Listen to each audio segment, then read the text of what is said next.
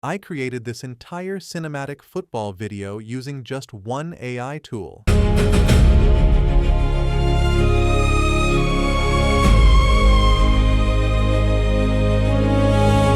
This is Flova AI, an all-in-one AI video generation platform that brings multiple image and video models into one place, so you don't need to keep switching between different tools for images, videos, and effects. And in this tutorial, I'll walk you through the complete process of making cinematic shots inside Flova AI, from generating elements to creating the final video.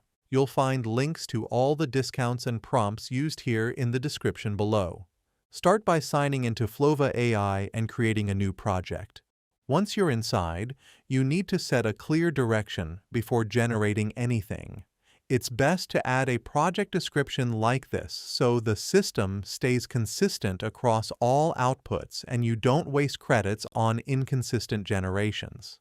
Flova will add it into the project settings, and we can move into element generation. You can start creating assets one by one. Every element should follow the same structured format so Flova can maintain consistency across scenes. Here's the general prompt structure for element generation. First, generate the stadium environment. This becomes the core location for all match scenes, so lighting, crowd density, and broadcast framing must stay realistic and stable. You can use this prompt. Next, generate the main player.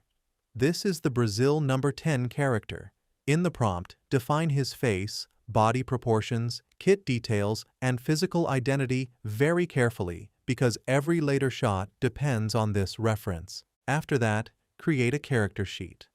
This locks consistency across multiple angles like front view, side view, back view, and face close-up. Without this step, the model may shift appearance between shots.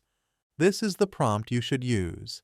Then generate movement reference sheets. These define how the player performs key actions like nutmeg and Cruyff turn, with an overview sheet that maps the full sequence of gameplay from start to finish. You can plug in this prompt.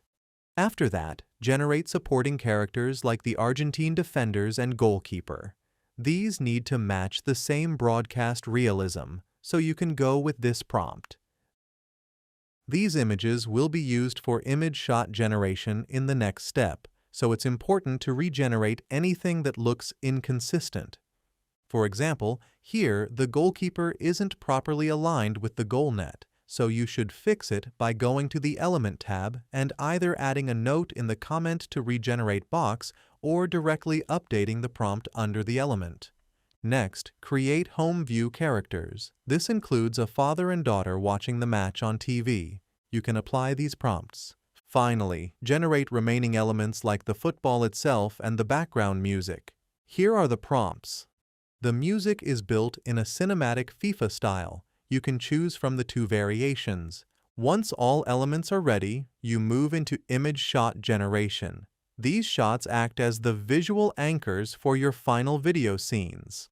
This step is important because it locks consistency before any animation starts. If you skip or rush it, character identity, environment details, and object placement can shift between scenes.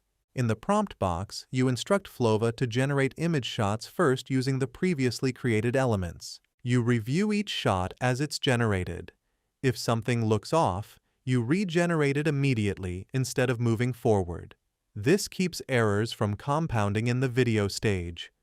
The goal here is simple: stable, clean reference frames that the video generation process can follow without breaking continuity. Once all image shots are ready, you move into animation. This is where the actual video comes to life. You can use different video models depending on the shot.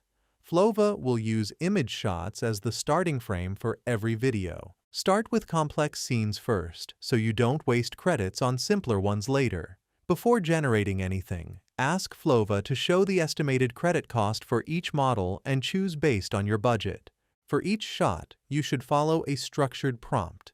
The key idea is control. You are not just describing a scene, you are locking every visual variable so the model cannot drift. Here's the prompt formula you can use. For example, in the nutmeg sequence, define the stadium, Brazil number 10, defenders, and the football as fixed elements. Then we break the action into clear stages using this prompt. Within a few minutes, you get the output, and it looks surprisingly realistic.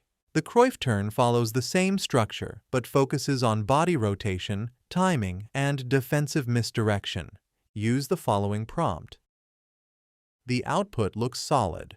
For the goal sequence, you can use a prompt that combines the striker and goalkeeper elements. The action should be defined in detail, as you can see here. If something looks off in a generation, it usually traces back to the image shot stage. For example, if the goalkeeper is misaligned, the animation will also break.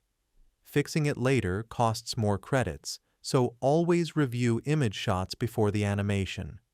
Next, generate supporting microscenes. Enter the prompts for the clock ticking forward, home reactions, crowd tension shots, and final celebration.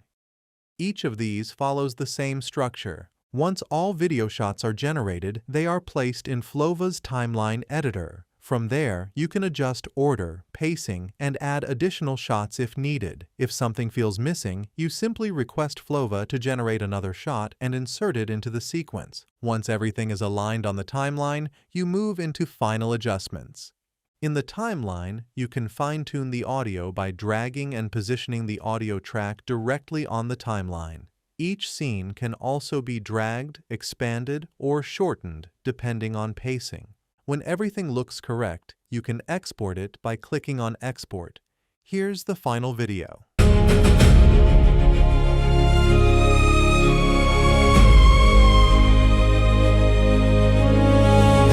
And honestly, it feels like a real football broadcast with consistent visuals, smooth motion, and a complete cinematic structure. You can also take advantage of Flova skills and Flova's skill library. Once you build the workflow, you can save the stadium setup, player elements, movement reference sheets, image shot structure, model selections, and even timeline logic as a reusable workflow. To use a skill, simply click on Skills and reference it, or just describe your context to Flova, and it can automatically call the relevant skill for you. That means the next time you want to create another football highlight, you don't have to start from scratch. You can simply reuse the saved skill and adjust only the parts you want to change. Flova also offers a skill library with ready-to-use workflows built by professional creators. This is especially useful for beginners since you can start with a proven setup and then customize it to fit your own sports video idea. Before wrapping up, let's quickly look at the pricing structure. Flova AI offers a free plan, but advanced video models like Cdance 2.0 require at least the starter plan, which starts at $19 per month. Overall, Flova AI is a strong option for video generation because it removes the need to switch between multiple tools and keeps everything in one place. But getting consistent, high-quality results usually requires a few regenerations, so structured prompting is important. So check out all the prompts and resources in the description and let me know your feedback in the comments below. And for another helpful AI tutorial, check out this video next.